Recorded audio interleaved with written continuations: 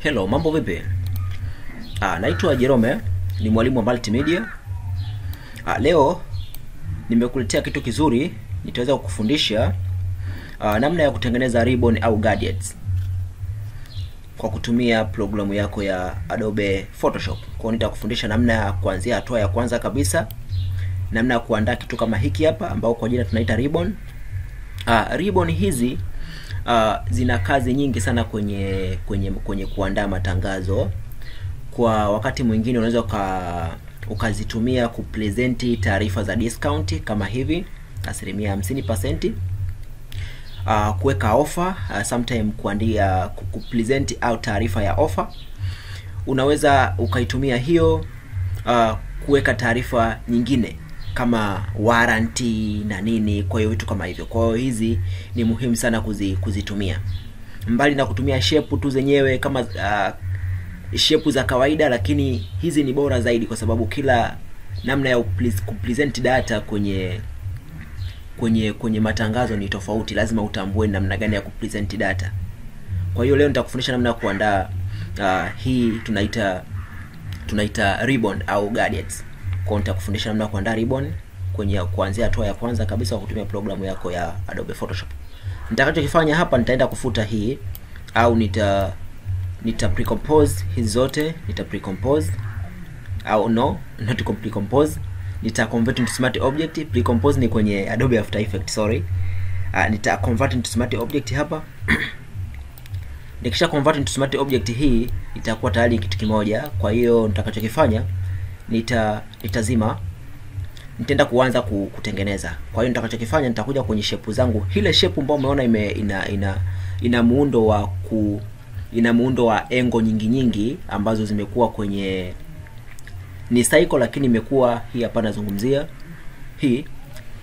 hii umbo lenye engo nyingi au pembe nyingi, hizi tunaita ni polygon. Kwa hiyo nitatumia polygon kuchora umbo kama hilo hapo. Nitakachokifanya, nitakuja hapa kwenye shape tool zangu hapa, nitatumia left click, nitaleta kasa yangu, nitabonyeza kwa kukandamiza, nitakuja kuchagua polygon tool. Ukishachagua polygon tool, unachotakiwa kukifanya, utakuja hapa kwenye karatasi yako au kwenye workspace yako, utabonyeza mara moja. Wakati umeshachagua ile polygon tool yako, utakuja utabonyeza mara moja. Ukishachagua unakuja unabonyeza mara moja, itakuja hii panel ambayo ni create polygon.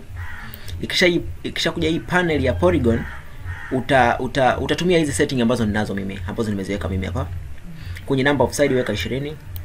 Number of side ni idadi ya engo au idadi ya pembe zitakazo kuwepo kwenye umbo lako. Kwa hiyo weka 20. Kwenye corner radius weka 50. Kwenye star ratio weka 90. Star ratio maana yake nini? Mchongoko wa zile engo au pembe weka 90. Kadri utakavyokuwa unaweka kwenda chini, ndivyo pembe zako zinakuwa zinachongoka sana. Kwa hiyo weka 90. Ukiweka 100 maana yake inakuwa duara, maana yake inakuwa haina pembe au haijachomoza pembe zake, linakuwa duara, inakuwa duara. Lakini ukiweka kuanzia 90, 91, at least inakuwa kwenye muundo wa pembe. Kwa hiyo weka 90 ili upate matokeo mazuri zaidi. Utabonyeza okay, utakuwa umecreate. Nitakuza, na nafikiri kila mmoja anajua kukuza. Nitakuja hapa, nitakuza hivi mpaka hapa, nafikiri iko sawa.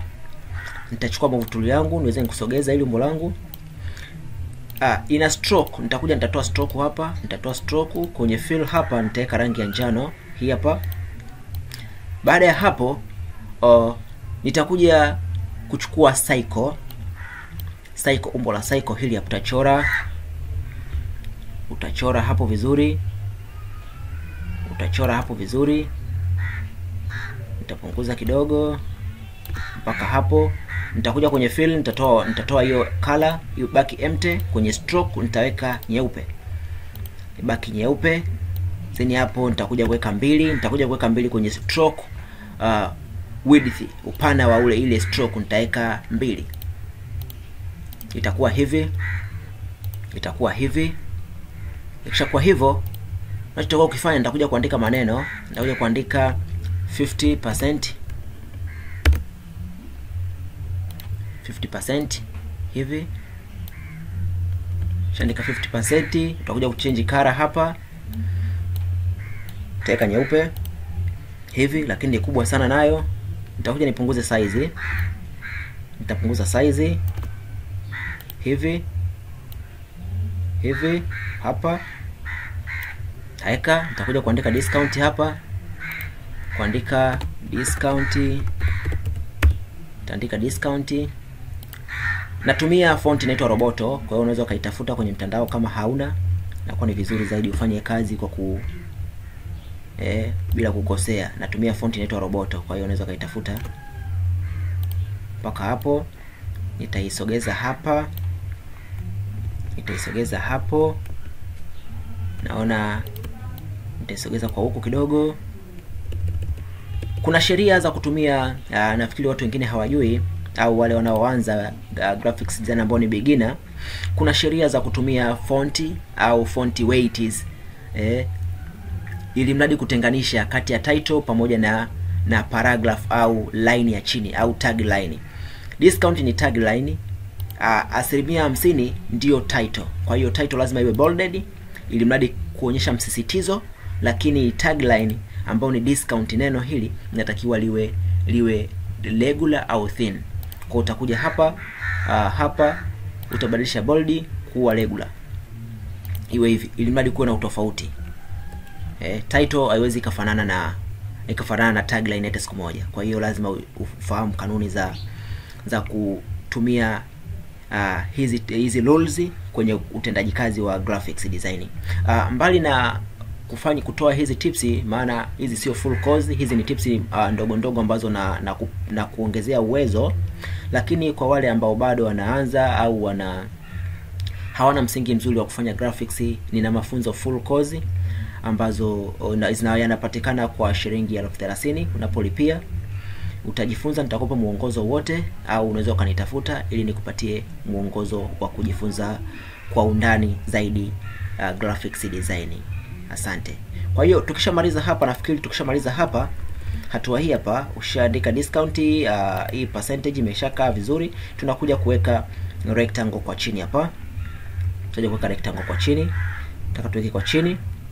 Kwa nitakuja huku chini kabisa ili mradi isikae juu. Nitakuja nitachukua rectangle, nitachora hapa. Nitachora rectangle hapa, ambayo rectangle inakuwa na rangi. Nitakuja nitachange color iwe nyeupe kabisa. Kisha kwa nyeupe hapa, nitakachokifanya kabla tujakata, sheria za haya maumbo yalivyo. Umbo linapokuwa tayari, linapokuwa umbo, kabla hujafanya rasterize, umbo linakuwa ni vigumu kulikata. Kwa hiyo umbo, kabla unapotaka kukata, kwanza lazima urasterize ili mradi umbo lako liwe editable. Kwa hiyo ili kurasterize, hakikisha unaliselect umbo lako hii layer, au unakuja kuselect layer husika ya ili umbo. Uta right click kwenye ile layer yako, utakuja kuchagua sehemu imeandikwa rasterize layer hapa. Ukisha rasterize layer hapa, tayari umbo lako liko editable. Unaweza ukaja kuchukua tool ya kukatia ambao tunaita polygon. Mimi natumia polygonal lasso tool. Hii hapa polygonal lasso tool. Nitakuja hapa, nitaleta hapa, nitaleta hapa, nitadeselect kwanza, nitaleta tena hapa mpaka hapa. Hakikisha haukosei mpaka hapa, unagusa kabisa kwenye hii engo. Unaweza ukazoom ili ukazoom mpaka hapa. Kwa mimi nimeselect hapa. Kwa hiyo hakikisha ukisha select tayari kwa kutumia hii tool inaitwa polygonal lasso tool. Ukisha select, njoo uchague layer yako husika, bonyeza delete kwenye keyboard. Tayari utakuwa delete hilo eneo na imebaki wazi hivi. Kwa hiyo hapo utakuwa umetengeneza kitu kinachoitwa ribbon. Kwa sio ngumu, ni rahisi tu. Kwa hiyo hapa tayari umeshatengeneza ribbon yako. Unaweza wakati kama umetengeneza poster, hii inaweza ikawa ina present data kama discount, na tangazo lako linakuwa lenye ubora zaidi. Asante sana, mimi nafikiri niishie hapa. Tukutane tena next time. Bye bye.